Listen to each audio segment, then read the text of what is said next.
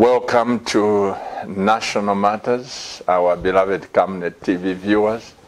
I am your pastor, Pastor Chiluba, and as we said the last time, I have Mr. Mumba with me in the studio. Mr. Mumba, welcome to the program. Good evening, Pastor, and good evening, viewers.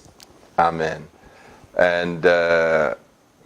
Mumba is not a new person on the block, especially those of you that are watching for the first time. Mr. Mumba was our senior principal private secretary to our vice president then. First of all, President Chiluba. President Chiluba, and he was at State House, and then he moved to Cabinet House. Honorable Lupando Mwape.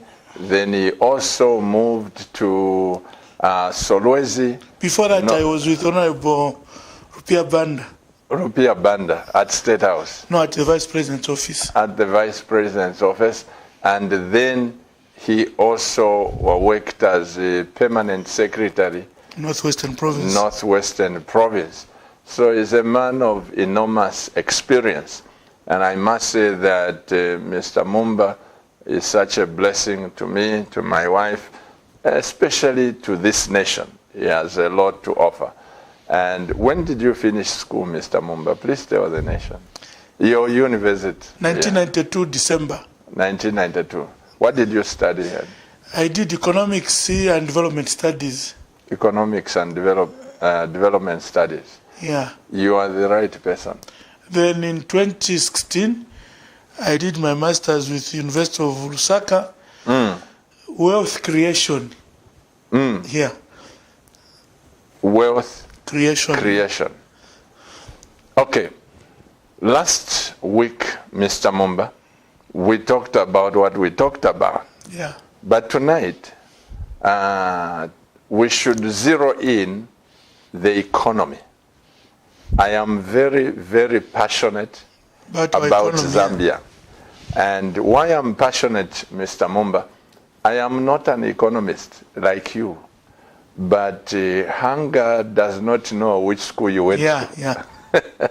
And the satisfaction does not know which school you went to. Yes.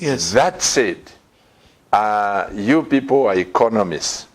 I want to ask a question. Is our economy beyond repair? Thank you, Pastor. No, it can't be beyond repair. It can't be. It can be easily repaired. And maybe let me, as a background, say this. I was happy when you said, let's discuss the economy, because I thought that maybe I can share my personal views about what I think, or what I may tell my personal reflections. Having a background of having been at State House with the President, having worked with our Vice President, having been a permanent secretary myself, and having also looked at the KK economic programs, and more so having done the program I did in 2016. What was interesting is that the University of Lusaka actually sent us as part of the program for 3 weeks to Israel to go and try to understand how Israel became an economic giant in such a short period of time. And we went to the University of Tel Aviv. We toured a lot of their industries. We visited a lot of companies. And we had a lot of lectures from their professors. And now when you look at that and then you compare with what is going on here, you start asking certain questions to yourself as a Zambian. Then you start having certain questions and answers. And I thought that maybe we should start looking again at our economy. Not as government, but as Zambians. Because I think the challenge I see, and sometimes when you say government, people quickly think you're attacking government, you're attacking them. But it's a question of where do we think we are going wrong? So As a nation. As a nation. First of course, we can rebuild the economy. But I think that where we are going wrong, for me, I basically pick two issues. There seem to be a very big gap between our pronouncements and our actions. I think from the days of Dr. Kaunda, we had so many, the agrarian revolution, going back to the land, and all those high-sounding slogans and phrases. But have we ever seriously moved forward to see that what we have pronounced and what we are saying and what we are projecting, we're able to do? So for me, basically, the problem is what we plan and say when to do, we don't do. And that's problem number one. Problem number two is our overdependence on copper.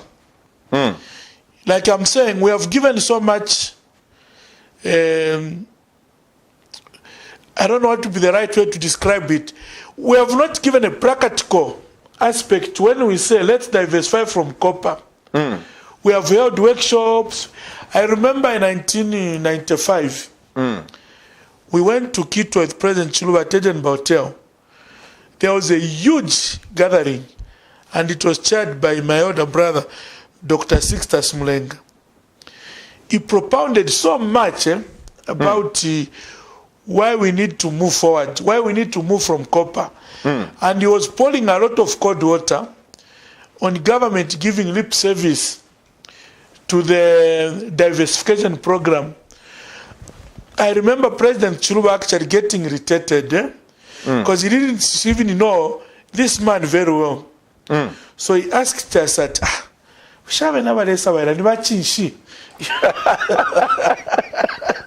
well, they were saying, government has not done this, government should have. So the president felt irritated because as far as he was concerned, government was doing the best, you know. And I think that's the argument we have had for a long time, that government is doing the best, but we are not walking the talk, you know. If you look at 1995 to today, where have we diversified to? We are still depending on copper. So all that high-sounding things we did on the copper belt, 1995, ended there. And I think if you follow, we have Adisaka under President Mwanawasa, President Banda called some huge conference at Mulungushi, and we talked and talked, but we have never made a step. Now, if you visit other countries, if they say they are going to use tourism as a mean to drive the economic development of that country, as the main developmental vehicle, it is followed by very serious actions. Now here, we talk so much about tourism as a potential, tourism can do this, but what is it that we are doing on the ground? Very true. I come from Northwestern myself. Have you been to the source of the Zambezi? No. I should visit it. Get there, you'll be disappointed because there's even no way you can even buy a drink. It is just some... Now, we are advertising the source of the Zambezi.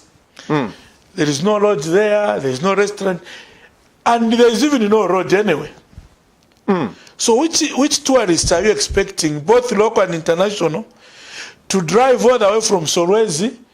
The whole road from Solwezi to Munilunga is full of potholes. Keleng is just a mud road.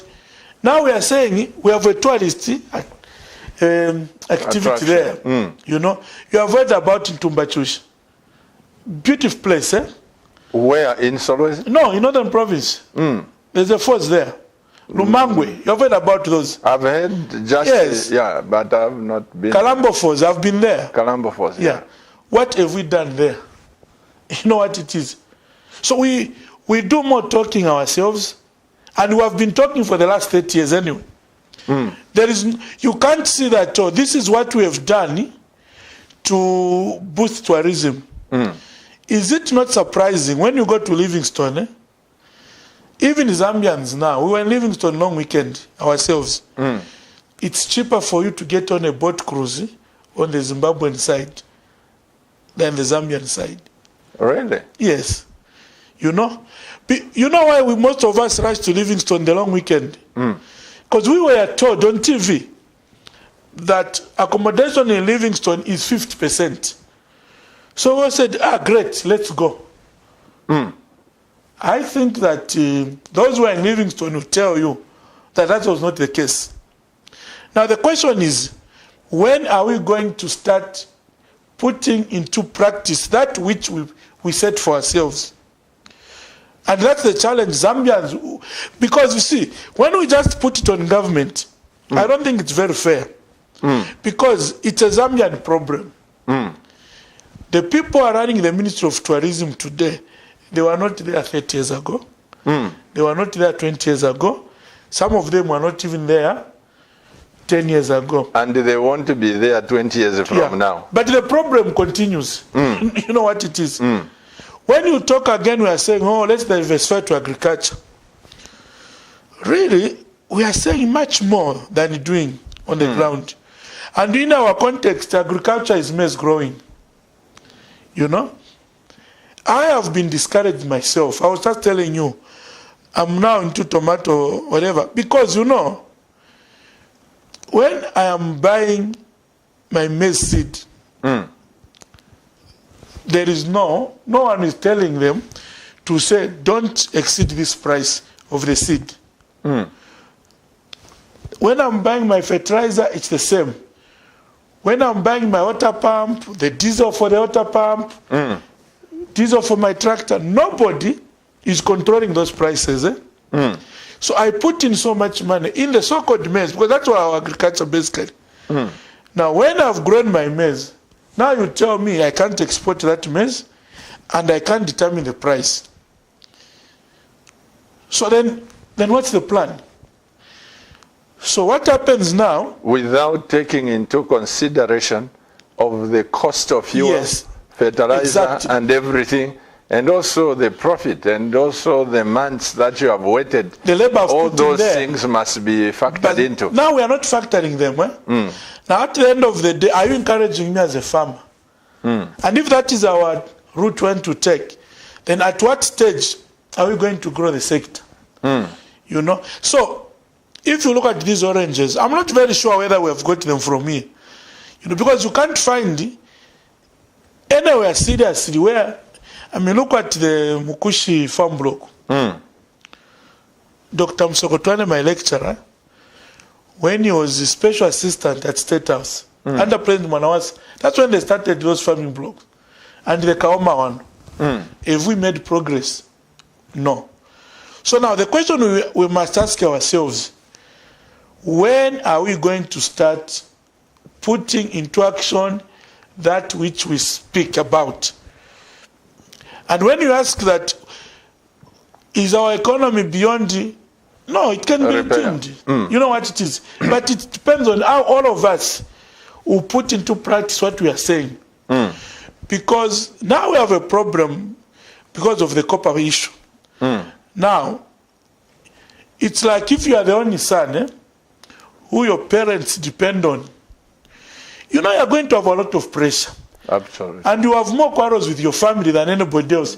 Because also quite a problem, Pastor Chiluba. Also quite a problem. Now when you say you can't do it anymore, or this time we because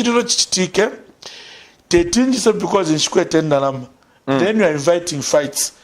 People call you names. And that's the scenario we have with copper. Because everything we do, it actually have a copper. So we're expecting too much from where I stand, from the mines. Oh, to social cooperative responsibility, schools. I have served in a rural province. Every day we're asking for things from the mines. No, to have any kumenda maportos pamusebo. Yo ba chief kuna balwala bateni airlift to South Africa. Yo school na ista collapse bafeniko. Yo palace aba chief iri devastated. We need to repair it, rehabilitate it on our biafu. Your government na quite a challenge. Now we are overfeeding from the mine. So as a result now, the mines now watampukulasanga ishinjuka bale tuteyanomba to try and maximize on their profits because it appears to them that even the tax they pay is not enough because our mouth is too wide open. We want literally everything from there. And by saying this, I'm not justifying some of the things our mining houses are doing. But I think we should have given them some breathing space, because I think we have concentrated on them. You know, if the same zeal we're expecting the mines to pay back to Zambians is the same zeal we applied in the tourism and agriculture sectors with the same strength, maybe we would have gotten to some extent. So for me, really, it's in our hands. But like you said, Mr. Mumba, in every family, any person who is doing well, he becomes the victim. Yes. Any funeral, whatever happens, Mr. Mumba, have you heard that this one is dead? In the meantime, you could be even 2,000. You could be 2,000 in the family. Yes. But you'll be the first one to get to know. Your elder brother, your uncle,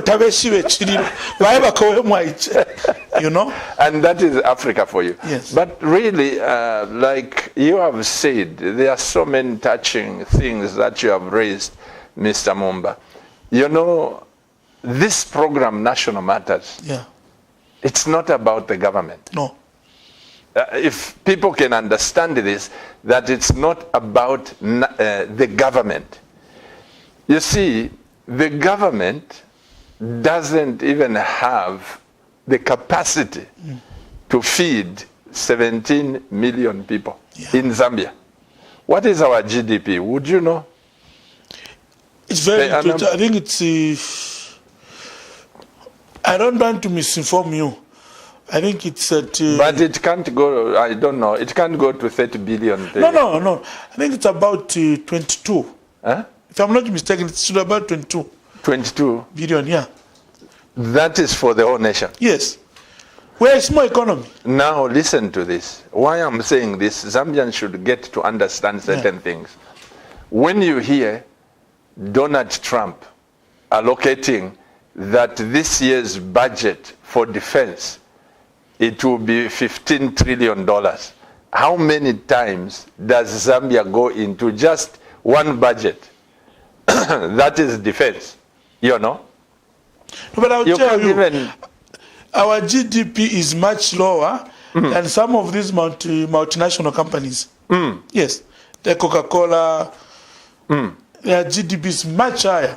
So ours is a very small one. Yeah, so what I'm saying, Mr. Mumba, as Zambians, we should come to a place where we say, like one American president said, don't always say, what will the government do for me? What must I do for the government? Yeah. Once we have that attitude, you know, my son played golf, Michael. Yes, the young man, Yeah. Now he's older, he's not the young man. No. He played golf. I started teaching him golf at 7 years. And when he turned pro, he lived in South Africa for 17 years, for 7 years. I saw Tiger Woods face to face in England when he went to play the under 12 British Open, you know. Now, the money that my wife and I were pumping in to fly him to California, to fly him to Uganda, to fly him to this, there was no government involvement. But thank God we sustained it. Now, he just came back when we established Cabinet TV. We said, Michael, this is a lot of work, please come back. And after he got married. The point is this, do you know that South Korea, and when we read this with my wife, we just said, what is it that we haven't done? South Korea realized that Tiger Woods, as an individual, he makes millions of dollars per year. And those American golfers, those boys, every one of them has a private jet. And South Korea noticed that it is better to promote sport than tourism, because people may not fly and what. So they changed the curriculum. Those who are into golf, they don't go to school in the morning. They start hitting golf balls at 06 hours to 17 hours. Then they go for evening classes, for tuitions. Yeah. Look at what South Korea is doing now. It's becoming a force.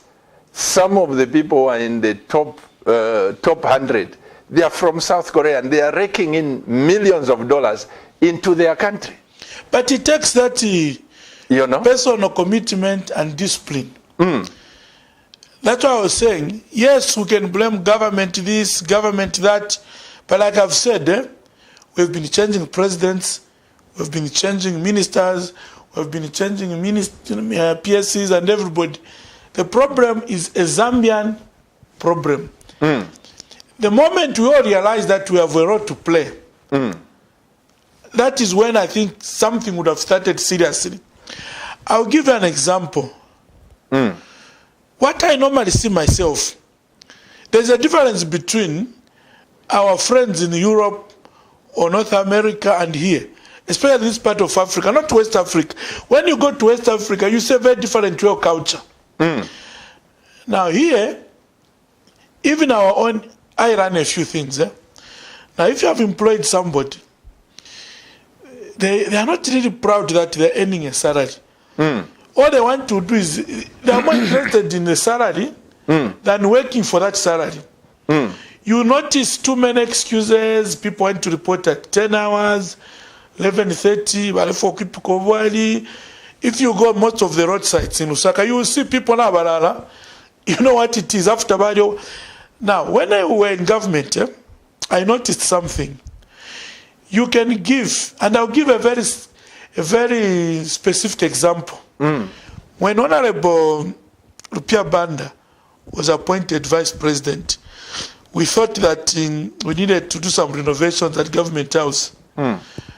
And we put the vice president in Mulungushi village and appointed a Zambian company to do those renovations. We gave them... At Mulungushi? No, at Government House.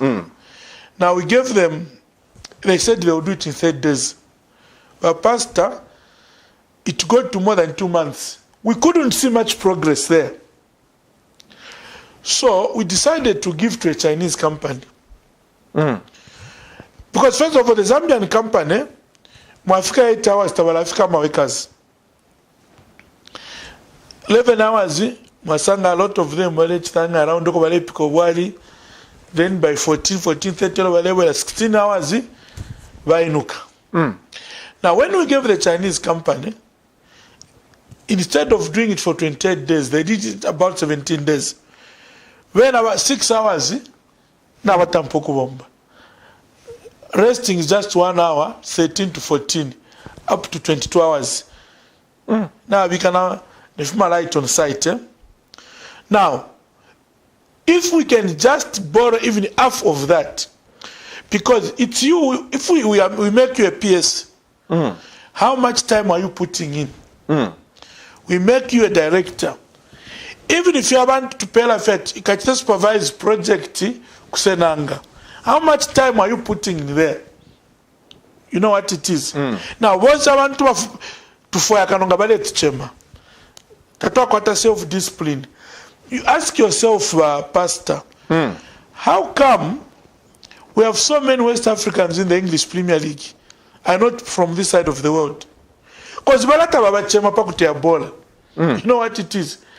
Ngabamwe bati observe discipline. Come this time, you report that time. Ngabamwe bati don't eat this type of food. You respect that kind of stuff. But you have heard stories of our boys. Valela isaka penta no vunga kuno. Ngaya na ku club house. Abasungu they happy at Chimwaiche. We are managing him. Ngafiko kwa lela atimba na vumi na kapenta. You know what it is. So ala monekanga in the play our bola. So kabutuka shan. You know what it is. But it's a discipline we don't have, and we don't even feel ashamed for failure. You know.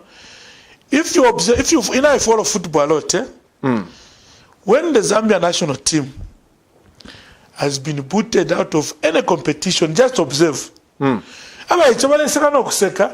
are more concerned with exchanging jerseys and it myself, yeah. But look at a team like Ghana. The Ababana Bakwa Bed Pele, the other boy, is the captain of Ghana. Those boys are rich already. They play in the Premier League. But just their drive to win, to succeed, is so high that when they are beaten, they are crying. You can even see it. Yes. Because they don't want to fail. They want to achieve. They want to succeed.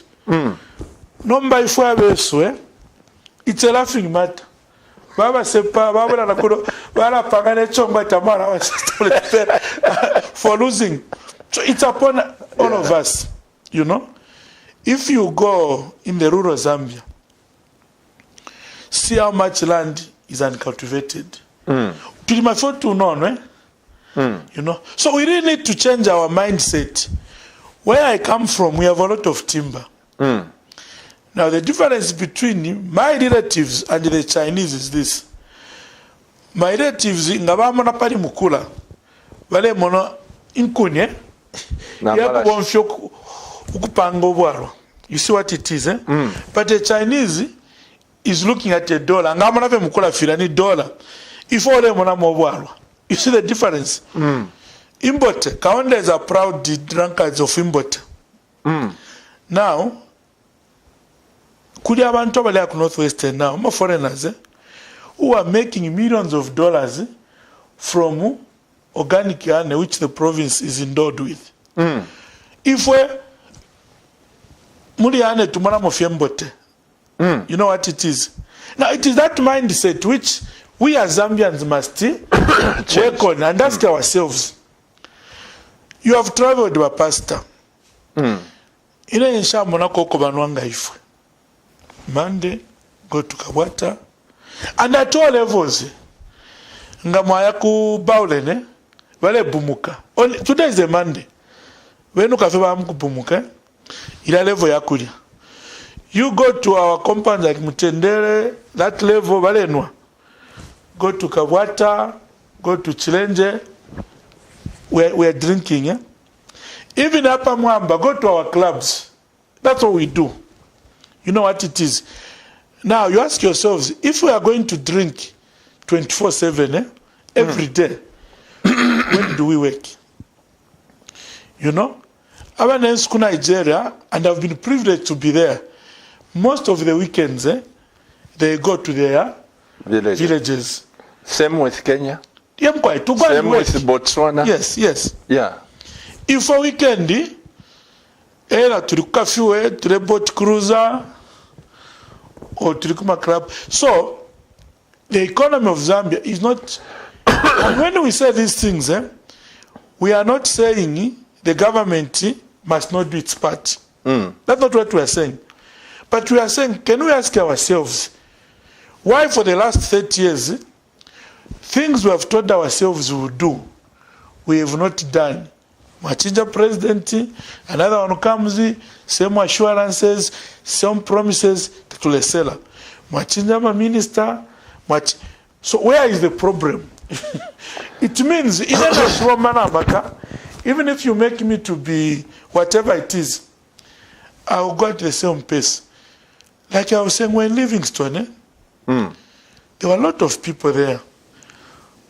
Traffic, what were they doing?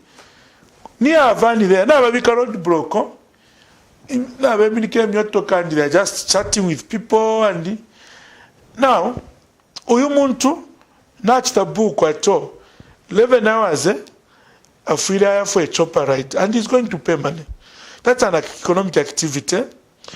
Then there is a roadblock where the boys about the roadblock, they are not even in a hurry. You know what it is? They don't even care what these people are thinking. Now, you ask yourself, if as Zambians, we travel, I think I've been to these things in the park in Kenya, I've been to the one in Tanzania, and most Zambians have been to Botswana. All of us have been to Botswana. Do we find so many roadblocks when you are going to Chobe National Park? Takwaba. Now, for us, because we are not very clear with what we are trying to do, utatuchana coordinate winu. Because what is the role of the police in encouraging tourism, for instance? You know what it is? What is the role of the council in encouraging tourism? What is the role of the local authorities? Now, at the end of the day, you find that each one, if you put a beautiful road, you know what it is. So who wants to go there? So this guy has put up an investment. But our priority. So we are not even in coordinating these things. Why? Because to Averela, you know, I've been a civil servant. To Alela under those days, I don't know now at all whether Wabombana Maka or Tawombana Maka per month and Chikaruka. So Chikaruka my salary. So for me, when I'm in that office, Kula Tafe what are more concerned are the days, how are the days moving?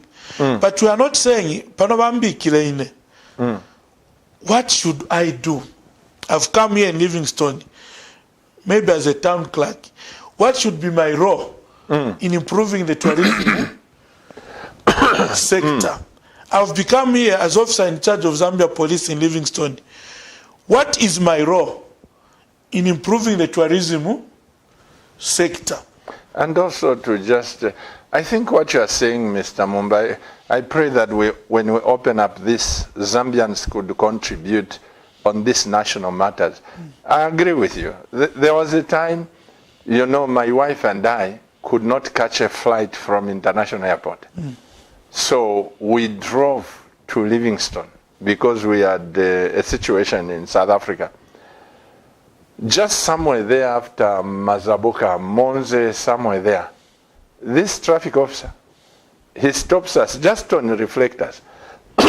And he says, there are no reflectors. I said, sir, I didn't know. There are those embedded reflectors from the factory, but he wanted those ones from Auto World, the paper one.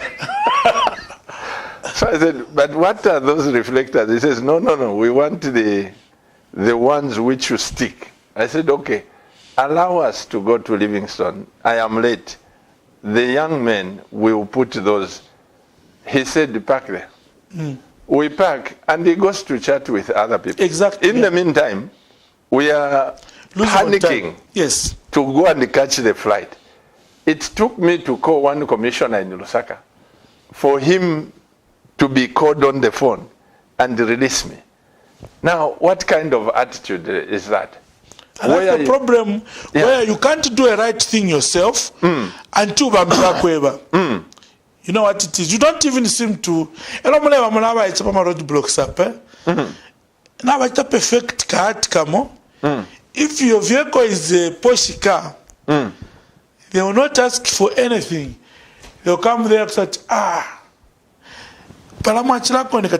indicate something he or she can prove. A boss driving license. You know what it is, eh? But 3-4 vehicles, they haven't done that. Now, again, it goes, when you are an officer, what is your role in the economic development of your country? When you are an engineer at ZESCO, what is your role?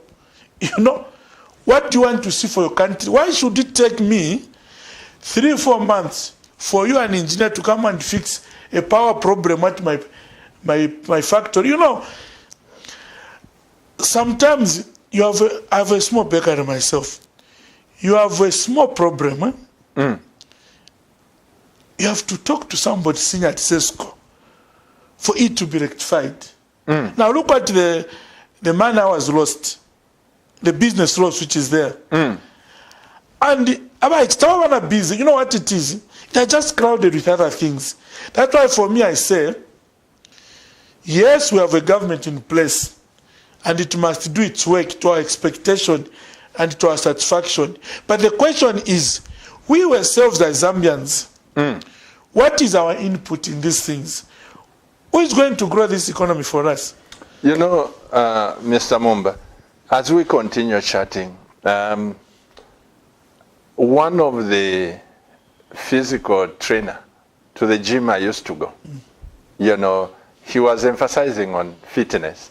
And one of my Chinese church member has been with me for about 8 years now. Mina Christum Chinese, eh? Yes, Okay. Edward. So he's a doctor. When he's doing his martial arts and he's training maybe church members and even myself, he doesn't emphasize on, muscles.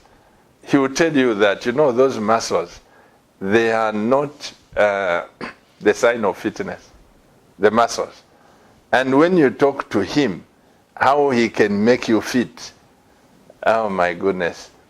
He just talks about the basics. But here's what the instructor said. He said, Pastor Chiluba, do you know why Zambia national team doesn't do well? I said, tell me. He says, the boys in Zambia, they play soccer to be fit. But in Europe, they are fit. That's why they play soccer. Okay. What a difference. Here, we play soccer So to a fit. to be fit. But there, they are fit. That's why they play soccer. So ngatawa tumawa iche kulya. Wera wale tela fitness. Sama na wale wakale fit so wakuba se power iche. So, I think what we should zero in here, Mr. Mumba, how can we turn the economy around? Because I'll tell you what, people are praising Rwanda to say it's a good country, it's this. But Paul Kagame alone can't do what the Rwandese are doing. The first thing that I think they've achieved is what you are talking about, mindset. They've got the mind to work, to say we can achieve this goal. Individuals have got the mind to work. You see, Mr. Mumba, in Bemba we say, Ubusaka bulambukira. When I come, I'm your neighbor. Dionse ndiwafiko. The surrounding, I don't know. Even rats have found a refuge in my yard. In your home, yeah. But when you come and you put green lawn, you put this cats outside, and this neighbor also is clean, you know that I will be embarrassed to remain the way I am. You do something about it. I will change, because I don't want people to be praising you and praising the neighbor this side while I remain dirty. And I think we need to transform the minds of the people in this nation. And one of the things that my wife and I talk about on Partnership of Greatness is that each one of us, Mr. Mumba, I believe that we were born for greatness. I don't need the president, I don't need the minister to come and tell me, Pastor Chiluba, wash your clothes. You must bath, cut your nails. Then I say the government is at work. There are certain things that I just have to use common sense and say, these are my responsibilities. And if we wait for the government, we wait for the government. Look at this situation, Mr. Mumba. Zambians, please forgive me, but I will say this with sadness in my heart. Zambians, we are lazy. Of course, yeah. We are a lazy bunch, and we have no ideas of wealth creation, which you went to learn there.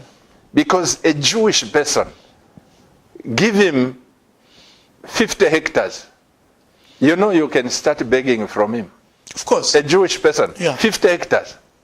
Zambians have got 2,000, 5,000 hectares. There is one man, sorry, I won't mention, here in Lusaka, many years ago, Mr. Mumba, near Avondale. Before they even put that Avondale police station near, what's this place? There's a compound from Avondale. Chainda. Between Chainda there, there's one man who had a very big land. I think it was 200 hectares there. He started subdividing all those houses, you see. I can take you there. Every time he was broke, he would sell one plot. And when he sells, he starts drinking. This time, I think the man lives in Karingaringa. All land is gone, yeah? Everything bought. Those houses that you see. He has nowhere to go. Now think of, if he had the 50-year plan, that 200 acres which he had, there, he could bring a more. He will sit and start drinking coffee for the rest of his life. But each time he sold the plot, he went drinking. Each time he sold until the plots were finished. Because we promote things really which are not, and we value things which we can do away with. And responding to your question, what should we do? For me, the same things we are talking about, but on the other side also, government must lead the way. You know what it is? Government must lead the way. We must be very clear, what is it that we want to do? If we are talking about diversification, can we be very, very clear? Diversification into what? If we have identified agriculture, we have identified tourism, can we get down to the basics? How are we going to achieve bigger results through agriculture, bigger results through tourism? And we also try to concentrate, because you know what I also see? We do too many things. You know, we do too many things. That's why I was saying last week that, you know, from 64 to now, I think it has been enough time for us, even government can lead the way. Can we have some kind of in Davao, in Saka, to say, let's look at where we've come from. What lessons have we learned? Where do we need to concentrate on to go forward? Because we can't do everything at the same time. For instance, why even the Kaunda national planning is very different from what we are doing now. Because when KK's government was planning, if they said this year we are going to put roads to all provincial capitals, they knew where the money will come from, and it was done. We are going to have provincial teachers' colleges everywhere. Maybe we need to also get back to that type of thing. We lost it, I think, under ourselves as MMD. Because I saw something coming. It looked good at the beginning, but I think it has ruined things. Because when we took over, we had found that planning by KK and his government, where they were planning for, they had maybe a better formula, you know, where they will see where do we need clinics. Maybe every 50,000 people, we put a clinic. Every so people, we put a school. I think that was the style. When we came in, I noticed there was a shift in where things were being done. If the president flies to Chipata, for instance,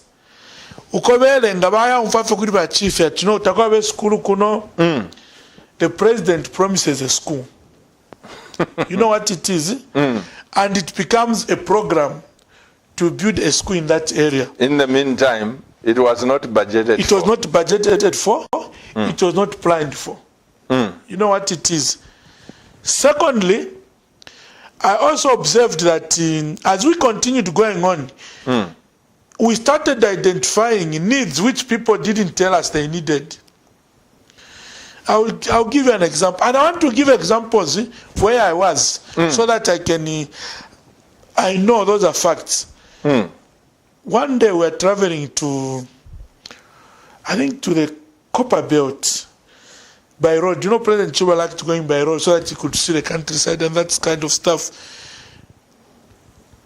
It was raining, yeah?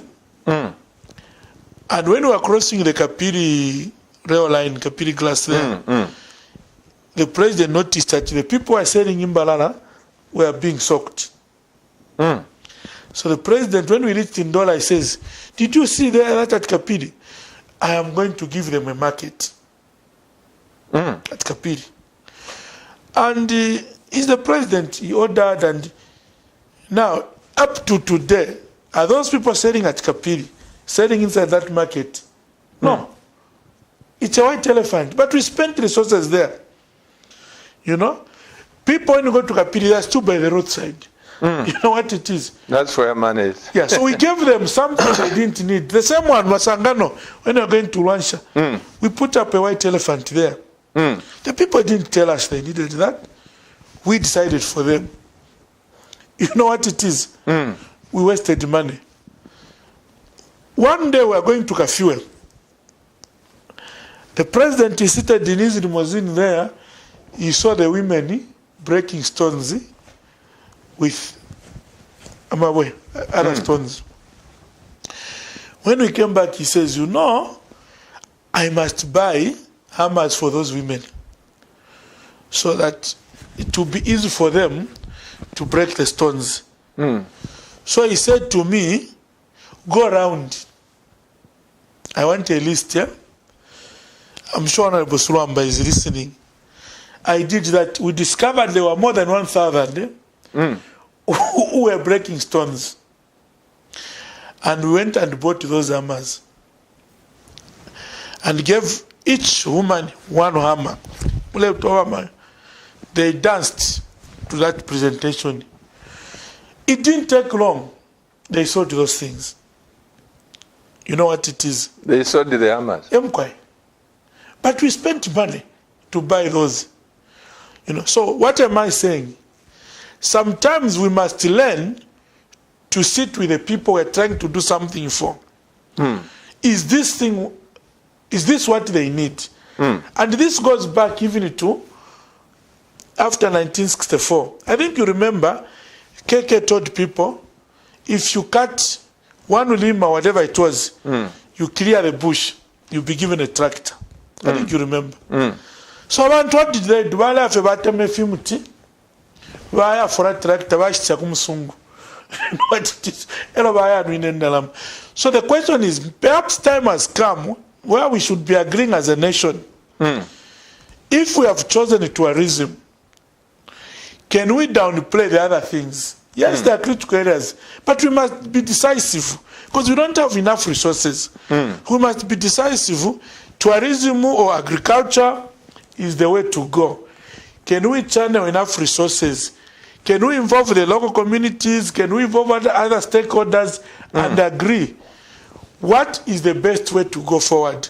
I talked about having gone to Israel when we were doing our masters. I was shocked that Israel is hosting hundreds of technocrats from all over the world, including North and West Africa, who are being trained in modern methods in agriculture, who are being trained in irrigation, and all sorts of things, animal husbandry.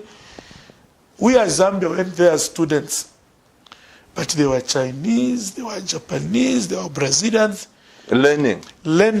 So that when they come back, when we say we are sending extension officers on the ground, they know exactly what we are going to do. I'll give you another example. When we visited North Korea with Honorable Pandomap, we were taken to one area of North Korea where I think there was a drought and there are no rivers. They diverted the river from there to right across that area, and it's long, and made some even tributaries from there. And they are growing a lot of food. You know the situation North Korea finds itself in. Now, that is a demonstration of a people who are trying to resolve some problem, who are trying to address some problem. But what we do ourselves here, I think for 30 years to land a fear. Because there's nothing we can show. Look, we talked about the Lumwana Economic Zone. Where is it? When was President Mwanawasa in State House? It's not there. So when are we going to do it? I think what you do, Mr. Mumba, let me ask you this question again. Do you have time to talk to President Edgar Lungu? Yeah, on a number of occasions, yes, I've had an opportunity to see him. Yeah. But not on what we are discussing. No, why I'm saying this? Because, you know, again, sad enough, Mr. Mumba, in our laissez-faire affairs, we have developed this political championship that you, if you belong to UPND or you belong to Chimbakambwi's party, you have an idea. You can't go and share with President Edgar Lungu. You keep that idea until you come in power. if you don't come to You power, die with that idea. you go to the grave, that idea will be locked up in the grave. And that spirit is killing this nation. Every idea that I have, I must contain them until I form my political party. This is why you are seeing a lot of political parties coming up. Some of the guys is just, they are social media political presidents. They have no idea how to develop. So I'm saying, do you have time to go and see the president? Let me tell you something. Last week, Mr. Mumba, I'm sure he's laughing. my, Sure the president is watching, he's laughing. why? To you guys, says I'm going to go fiako. Nobody said Let me say this.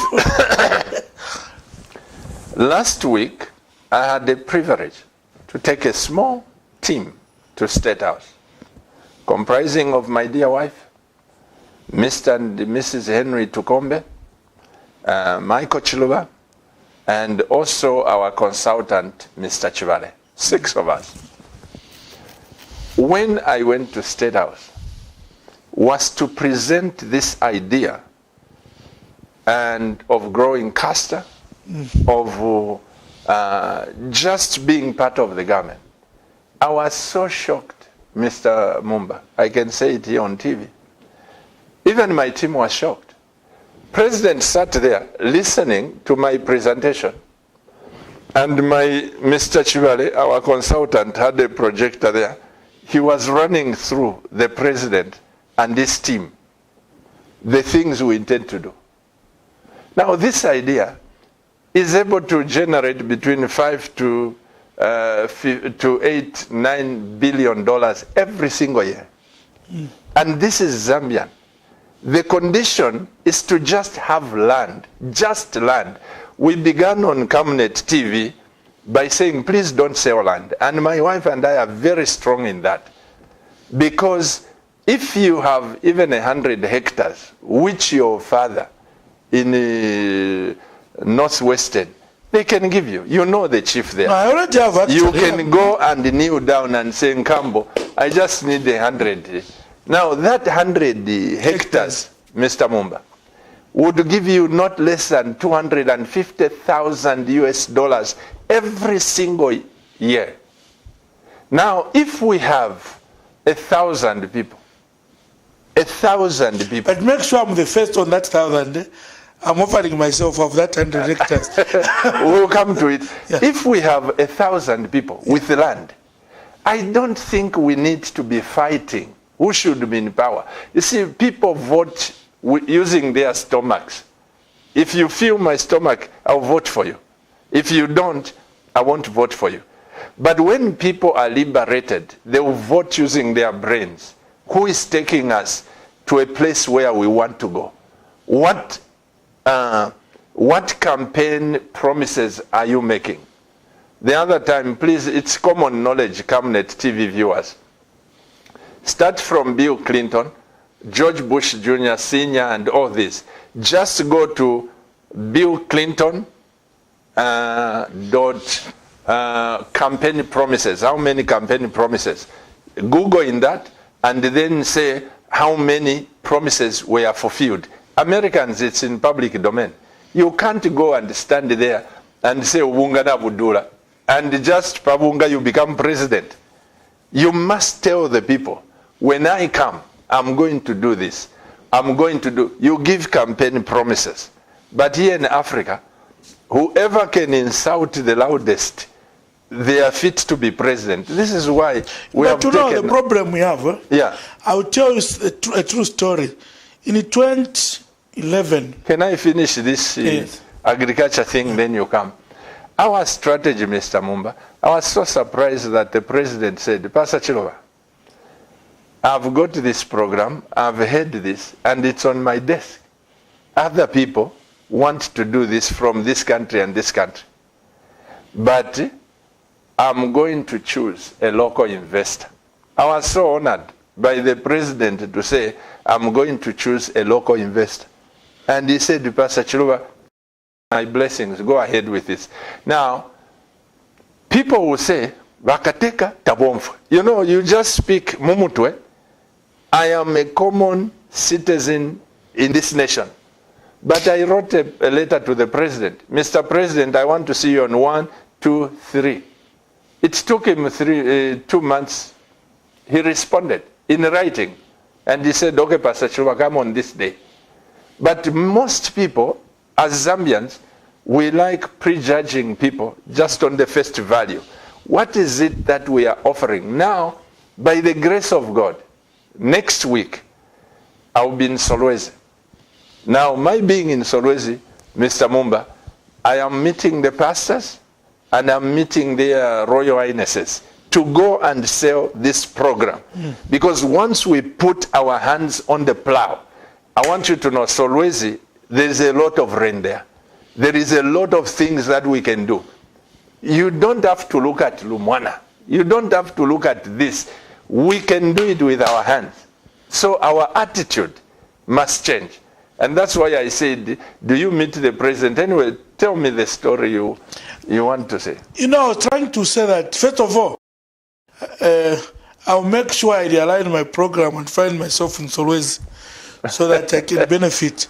That's right. Now, when you talk about campaign promises, and I've been with these people for a long time, I was saying in 2011, one of the honorable ministers came, and it was campaign period. Now, when a minister comes, you have to accompany them.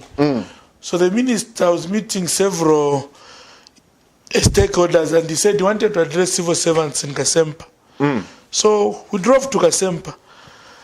The minister said things which promised certain things which surprised me.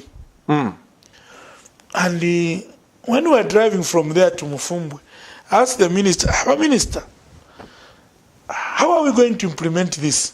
Then he says, Maichawandi, politics is about giving people hope. So the understanding of the minister, politics is about giving people, it's the business of giving people hope. So for him, his job is to go around giving people hope and nothing else. You saw what it is. And I was very disappointed. So, politics I see, you know, of saying things. I mean, when you go to these constituencies, you find a person like me, if I want to go and stand in Solwezi, I'll even be lying that yo,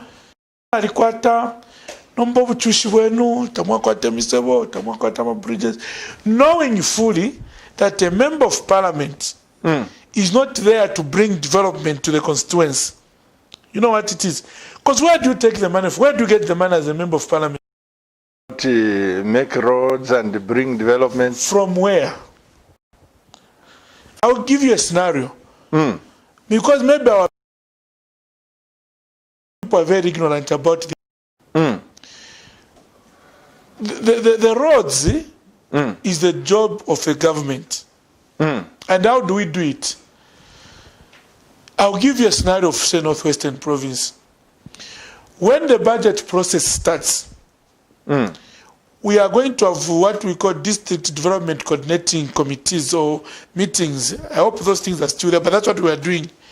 Where we bring, say, in Mwinilunga, the Royal Highnesses, NGOs, the chiefs, all the stakeholders, so to speak, and agree on what we want to be done there. You know, the budget is not something which is done from just like anything else. You are given as a permanent secretary for the province that from all the projections, whether it's donor money, whether it's from taxi, whether it's grants, whatever it is, as Northwestern Province, all we can give you next year is so much. You are told long before the budget is presented. Now it's up to you to now interact with the districts first. including their honorable members of parliament. All they can do is to lobby at those district coordinating meetings. From there, we escalate it to the provincial development coordinating committee. And again, the same stakeholders are there. And we invite these MPs. The MPs can just lobby there. You know? And all the MPs can do is when the budget is done and approved, their role is to push the technocrats to say, this thing was budgeted for, the money was approved, why is it not happening? But it's, the MP can never come and give me instruction as a permanent secretary to say, bridge now, Koko, can you repair it? It doesn't work like that. So everything is in the budget. You know what it is. And it's a collective responsibility. You know. So you can't say, Saleni, I'll come and make the roads. Because it's the nation. Like now, we have a challenge. The economy is under serious stress. We are saying, suspend project. We can't now do this roads. We are going to do this. We are going to do this. Then I go to Chimwemwe, where I grew up from, and he said, vote for me, I'll make sure we tie these roads. I'm not being honest. Now, that's the politics we are involved in. Saying things which I fully know myself, that these things, they are not real. They are not real, and they are not doable. You know what it is. Then I parliament, then I go and realize that now I just become rare. Because you know what it is. So we have to transform from giving people hope and sometimes just outright lies. You know, where you say things which you really know it's certificate, but you are under. You know what it is. Now, it is that culture which maybe also is not making us make progress. Because when you promised me something which you mean, I think you are going to do it. You know? And maybe that's why we sit around the table and say, no, we are going to boost tourism. We want to make sure that our people, this and that. Abantu wale mfoka tushachine mulelanda, but imwe, you are just giving them hope. Without a plan. So we must move from that. And we must punish people, pastor, who are in the business of giving us hope. You know. Sometimes, look at President Chiluba. In the middle of the campaign, I think you remember, 1991, he was very, very consistent. He says things will get worse. Sana. Yeah. Yes. I think my older brother was being honest. You know what it is? He said, yes. You know what it is? He was being honest. And that is, I think that's what we are looking for. Don't give us hope when there is no hope. Tell us the truth, and it is the Bible says the truth shall set you free. When you tell me this school cannot be done because there's no money, then we can sit down and say, maybe what else do we do? Maybe as a community, maybe to Atamakama block, or what initiatives can we make so that we make progress? You know what it is? Mr. Mumba, let me allow our directors to open the phone lines because we've got a few minutes before we close. It's 22 hours we have the news. Mr. Director, please open up the lines. The phone calls, you can make phone calls, you can Zoom, you can Skype. Zambians, let's get there. I always know that people from Chipata, Mr. Mumba, up to now, they don't know how to use Zoom. And please, Lane. Comments reserved. Comments reserved. Kwali ina bukoye su ya tumine last week, Ilera that yo forever remember, but the accent was something else. So I said, "Go kuisa for penny. What is the problem?" You know that that man, one of my church members. Yeah. he said to me, Pastor, that man who said he's Bemba is not Bemba.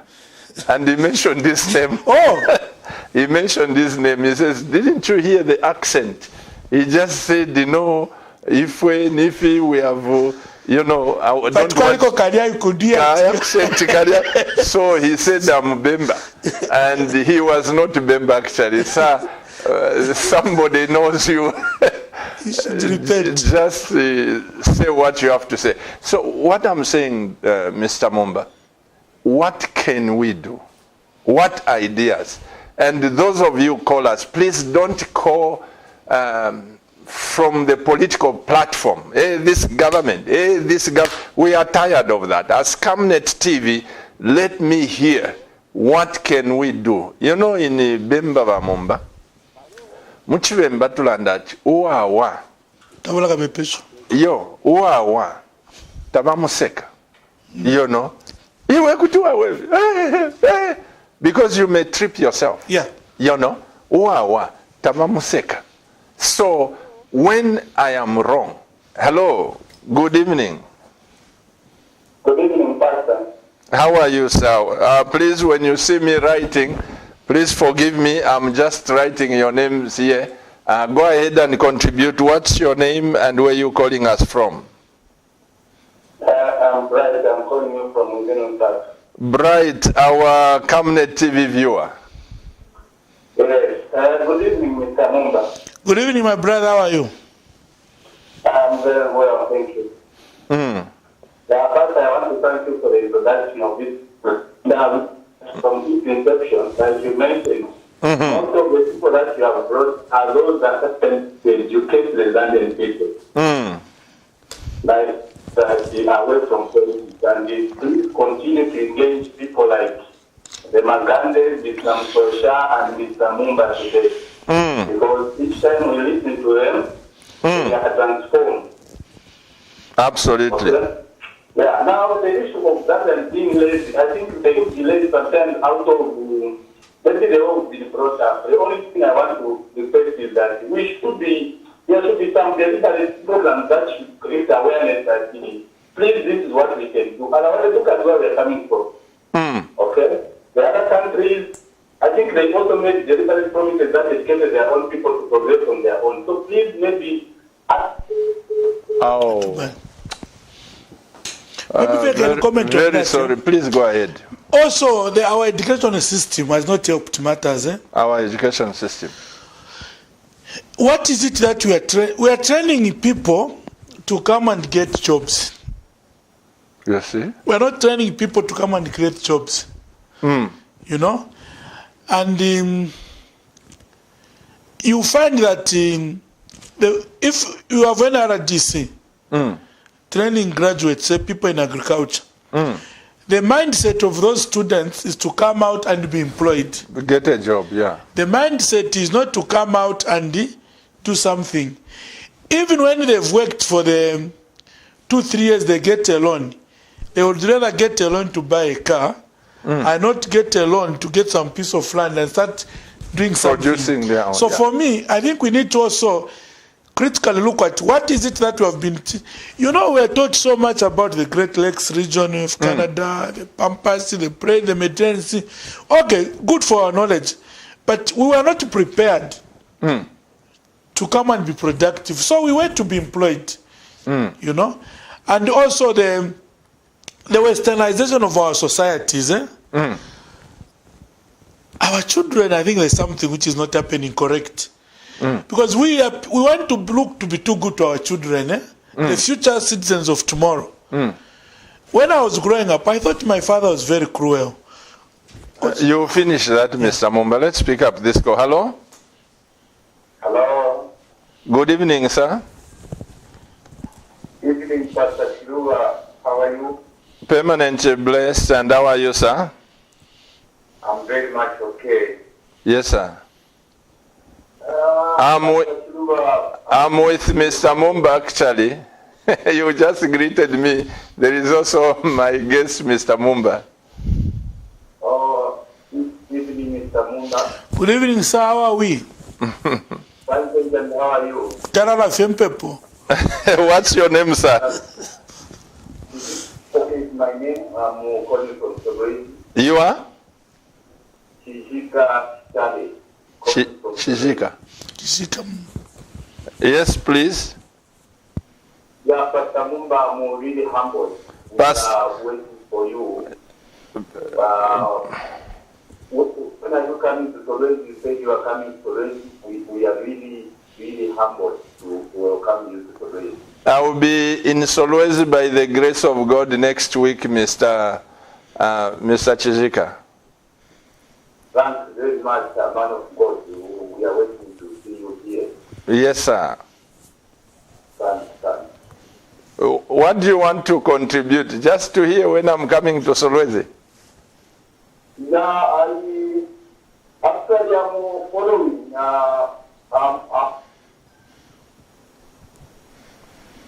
What I'm trying to say is I've read the program and the way Mr. Mumba has been explaining. Yeah. Yes, we have learned a lot, and sometimes we really always blame the government. That's right. But we need to change the mindset. Absolutely. That we need to work hard. We have seen some youth. Some they are drinking carelessly, as early as 05 someone is drinking. My goodness. But yes, they blaming the government. But instead of trying to work hard so that we change we change the way we so we have been seeing people trying to blame the government all the time, but we need to work hard so that we change the mindset. Amen. Sure. So, man of God, we are really humble. We are waiting to see you today. We will be there, and one of the assignments, Mr. Chizika, I want us to put our minds together that in Solwezi, I will be in Solwezi, I'll stop over in Chingola, Ndola, and Kitwe during my trip. During that time, I want us to see what is it that we are talking about with Mr. Mumba. I believe we can transform our nation. My wife and I, by the grace of God, with our cooperating partners out there, we want to help the government, not to take away from the government, but to help them. So that if we have the farms, we have land, we can create our own millionaires. For sure. Yeah. So we will see you, God willing, next week, Mr. Chizika. I'm really humbled, the man of God. Thank you very much. Amen. Asante mwisho. Amen. So I was saying, Mr. our Mumba. children, because these things we must connect them. If we are saying we have Zambians are lazy, the question is, who are these Zambians? Our children are next generation Zambians. Absolutely. When you look at most of them, what is their perception of life really?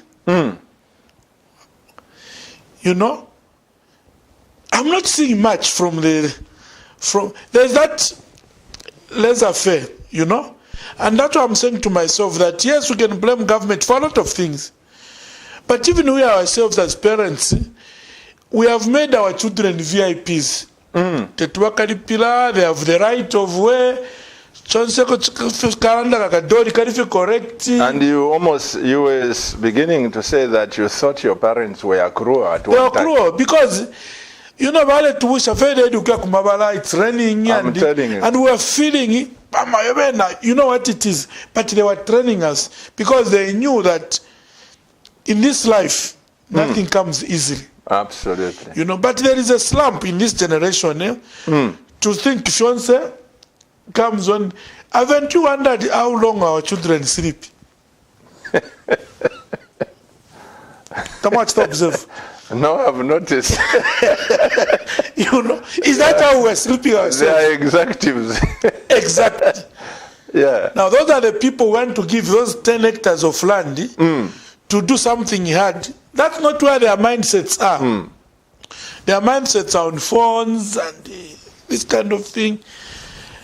Sometimes I do unfair things to them. I tell them, let's go to Solwezi, everyone, let's go to the farm, put on gumboots, work suits, and I'll see the body language that they really feel abused by me. You are punishing them. But at the back of my mind, I tell them, like, guys, these tomatoes, this maize, these chickens we are doing is what makes the money which you guys use. So unless all of you are involved, and that is why in Zambia, if a father dies, the children who are going international schools, they come back. Basic schools, and because they were used to a different lifestyle, they get there, they can't fit in, they start drugs, they run away from school. That's why we're saying the mindset is critical. And it is that child who are also not paying attention, who we should train to change his mind and work hard for their country. Let's pick up this call, Mr. Mumba. Hello, good evening. Hello? Good evening. Yes, sir. Good evening, Dad. Good evening, sir. What's your name and where are you calling from? This is Edward Nkole, calling me from Chingola. Yes, sir. Yes, good evening, sir, Mr. Mumba. Good evening, Mawena Chingola Mulishani. Impepo fe kurusaka.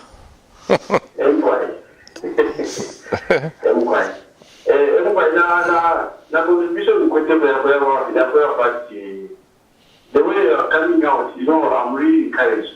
In the sense that the knowledge that you're giving us, if we can use what you're telling us as Zambians, we can go beyond than what we see in America, in China, in Dubai. What you are giving us, it's not possible for us to have these blessings and use them to our benefit.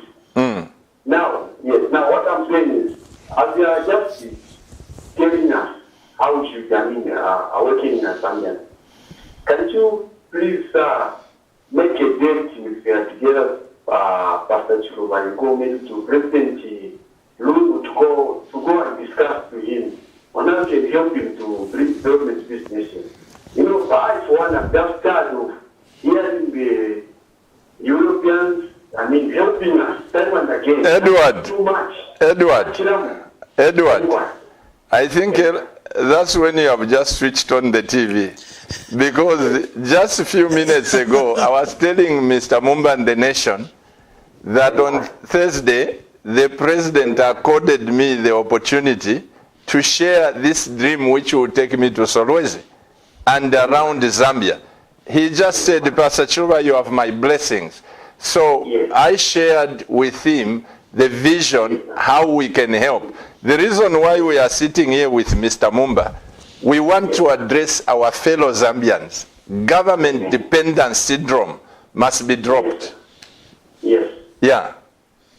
We have done that. Yes, sir. Yeah. So you should get a farm in Chingola, Edward.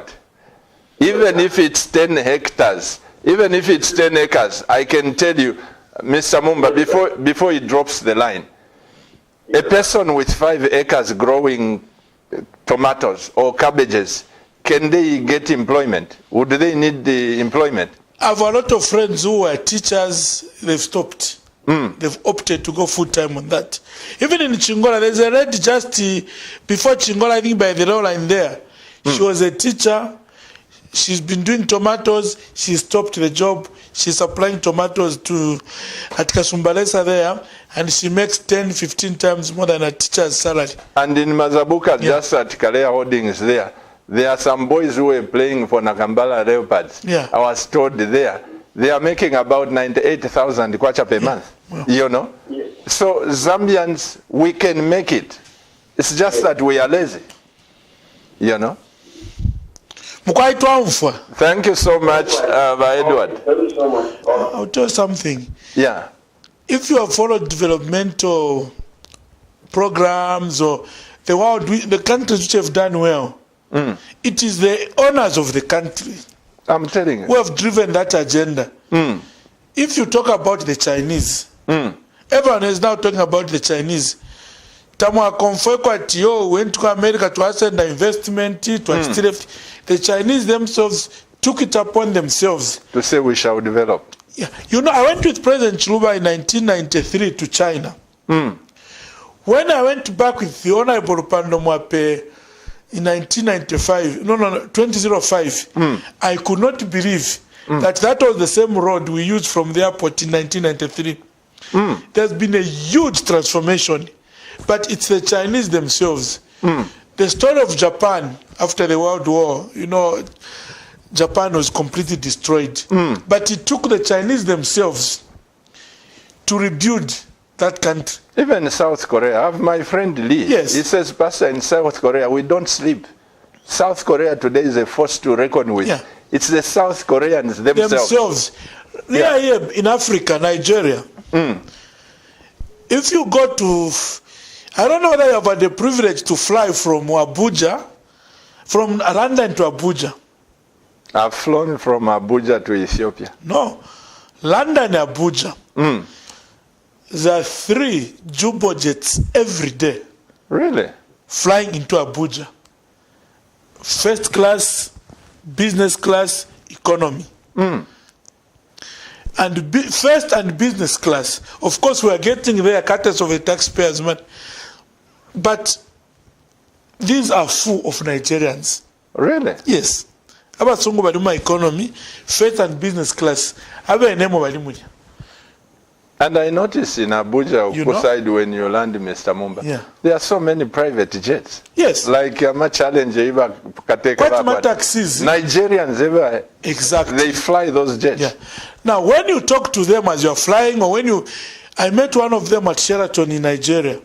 He owns an airline because there, the top level of Sheraton in Abuja. Of course, when you're in government, you stay in those places. But my VVIPs in business. So when you come out of the lift, you have an attendant like who takes you to juice and other things. Yeah? Let's pick up this call, Mr. Mumba. Hello? Hello. Hello. Hello, Mr. Mumba. Good evening, sir.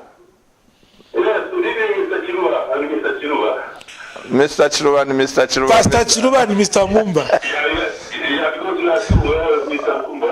Okay, yes, sir. What's your name? My name is Joseph Mumba. I'm calling from Mumba. Joseph Mumba. Bamashina mulishani. Nibashi mpundu abo. If you can allow me to speak in December. Mkwaila ndeni. Mr. Mumba. Mkwaye. Na Mr. Hii program wa Mulekelepa TV, National Matters. Mkwaye. Ya upika kuna sana ni chakutila mulenda kubikala chalo mchila ya msangu hivi. Kuti ya kwa kulena Zambia. Ukuchinja mindset ya kwa kuisha ichalo. Na chakuti kuliko wale sponsor hii program. I think kuti chalo will come to break down that and do like ukuchilo kwa kile cha kulemu deko. Every Zambia that. Oh. It's cut. It's cut. Yeah, but Joseph Mumba had a lot of issues to offload, right? There's a question there. Okay. Evening, Pastor Chiluba and Mr. Mumba, what is the most honest way to campaign for someone aspiring for position of MP? I am tired of lies for a long time now. Chomba in Lusaka. Answer that question, Mr. Please answer that question. What is the most honest way to campaign? Tell the truth. What is it that you are coming to do? Development, and it might sound controversial, it's not the role of the member of parliament to bring development. That is not, he can lobby. You know, even up to now, I didn't know also. No. I thought it's the roads in the area, never MP. No. I didn't know that. You know, the MP, once the budget is approved, they can lobby for the project to be. The money is already allocated. If you say, vote for me, I am going to make sure that what is in the budget in this constituency is achieved. You are telling the truth. If you say, I'm going to use part of my money to clean the constituency, you are telling the truth if you have the money. But to say, I am going to ensure that we have a secondary school here, I'm not very sure. Because it's not you to bring that secondary school. And it's not your decision. Yeah. You cannot, if we are in Lusaka Central here, it's not a member of parliament alone to bring a secondary school here. There is a formula government follows. There's a system. There is no, if we have said there will be a clinic every 300, 400, 500 kilometers, that is what will happen. So you cannot invent your own rules and say, hii clinic yabo kupalele pana mwewa abapa, I'll make sure to aleta clinic hapa. Kashifumia kuisenda lama. Because there's what we call government policy. I will tell you something, like in the rural areas, we have so many sub-chiefs, and the chiefs chieftainships which were abolished. Dr. Kaunda decreed a long time ago, and it has been followed. No elevation of chiefdoms, no establishment of new ones. So I have heard people go and say, if you just vote for me, I will ensure that you are recognized as a chief from being a sub-chief. You are telling lies. Because it's not in your authority. You can't do that. It's like people going to say, you know, there are so many foreigners who are having mining licenses. When I'm voted, I'll make sure all of you locals have mining licenses. How are you going to make sure? That's the law of the Ministry of Mines. Yeah. You know what it is. So if my brother just tell the truth, understand the role of the member of parliament, and just tell the truth. But the controversial one is this one. If you can tell us, my brother, to say, me, if my party tells me to follow the party line when voting in parliament, against a matter of national interest, I'll vote in favor of the Zambian people. You have my vote. Say that again, Mr. Mumba, because that is very critical. You know, this parliament of ours is voting on the party lines. Not on national development. No. Where are the student allowances, new allowances? They've been removed. Why people voted on party lines? Now, me, I want an MP would say to me, if my party say, go and vote against this, which is in the interest of Zambians, me, I would defy. I will give them the vote. You know, Mr. Mumba, that you have nailed a nail on the coffin, because I have seen some developments that have been undertaken by the government, which have been opposed by the opposition. On technicalities, I don't know. But I believe with all my heart that what you have said, that is nationalism. To say, if the government in power will champion national development, and my party says, vote against it, I'll vote otherwise. I think that to me is being normal and being honest. Mr. Mumba, you know, time just flies. Yeah. Please, your last words to the people of Zambia. I am very burdened and passionate about developing this nation. We can do it. We will make it. And I believe that even without government, once we change our mind to say, okay, I've got this plot, I don't need handouts. I'll find something and produce tomatoes. Once you have that mentality, I think all of us, we can work. Your words. I wish to state that the future of this country lies in our hands. Not in China, not in donor aid from Britain, from here. It lies on the work of our own hands and our own commitment. I know of no country on this earth which just developed because they were foreigners. These people have got where they come from. They make profits and they send them out They externalize to them. go and build their countries. So we have a duty ourselves. Yes, government must do its job, must work hard, must drive the process, but we as Zambians ourselves must also tell ourselves that this country does not owe us anything anyway. When God put the man in the Garden of Eden, he gave him the authority and the dominion to work on that land. That's what God gave us, the land. That we must work on that land and become prosperous. Now, not prosperous via another person. We must work very hard as individuals. We must spend less time drinking. We must. Let me even say something controversial. I know you are Pentecostal, me I'm evangelical. This issue of people thinking that they can just pray and things will fall in place is false gospel. People must work hard.